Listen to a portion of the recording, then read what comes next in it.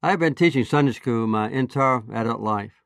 Today I teach Bible lessons at Maranatha, my home church in Plains, every Sunday that I am in town. Each week we welcome several hundred visitors to worship with us. It gives me great pleasure to bring these lessons to the general public for the first time through the series of audio programs. I heard somebody ask how long I've been teaching Sunday school. I really began teaching Sunday school fairly regularly when I was 18 years old. I was a Naval Academy midshipman at Annapolis, and I taught Sunday school every Sunday to the daughters between 9 and 12 years old of the officers and men who were stationed permanently at the Naval Academy. And then later I taught a few times while I was in the Navy, but then when I was governor I taught Sunday school. When I was president I didn't teach regularly, but I think I taught 14 different Sundays while I was president in First Baptist Church in Washington. So I've been teaching a long time. You probably won't be able to tell it when I start teaching, but I've had a lot of experience teaching. The main thing I get out of it personally, and I think what the audience gets out of it, is the relationship of biblical lessons or verses with current events or challenges or opportunities or fears or dreams in their own lives. So when we look for guidance or leadership or authority in our lives, our first preference, our natural choice, should always be the words and the actions and example and the authority of Jesus Christ. Filled with love, filled with justice, a commitment to peace, humility, service, forgiveness, compassion, love. Those are the measurements of success as given to us by Jesus Christ. All we have to do is accept them and apply them in my own existence. And then I take about anywhere from between 5 and 10 minutes to cover current events. In fact, the new tapes that have just come out, 5 lessons in the book of Mark, they occurred the same month that we invaded Iraq.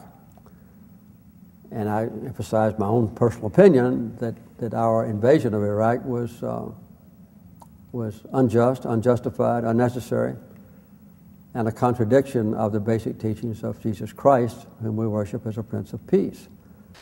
But ever since the time of Christ, the Prince of Peace, Christians have been struggling with the question of what is a just war. When is it permissible to initiate a war that by definition will result in the death of human beings, quite often the death of completely innocent human beings, in order to further the goals of a nation? I also describe my own personal experiences with religion. I tell them about the setbacks I've had in my life, or the disappointments or failures, and how sometimes my own personal faith was shaken. In 1966, I ran for governor, and I was defeated by a racist, Lester Maddox. And I was horribly disillusioned. I turned against God. And I was, I'd say, coached by my youngest sister, Ruth Carter Stapleton, who was a famous evangelist. And she said, what you need to do is what Christ had his disciples do. Take your loss and let it strengthen you. Ask God to give you guidance on what you can do in the future. You have a good life ahead of you, maybe even in politics. And I won't tell you, what I said inside the church building, but Ruth was shocked at my language. And so I didn't give up. As a matter of fact, I decided to turn more deeply to my faith.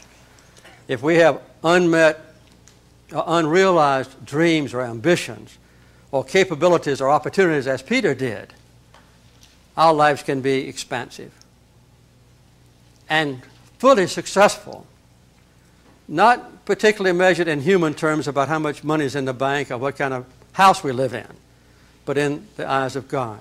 There is no limit to the accomplishments of everyone in this audience.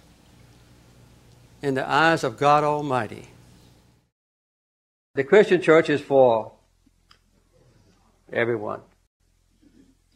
Every single person on earth.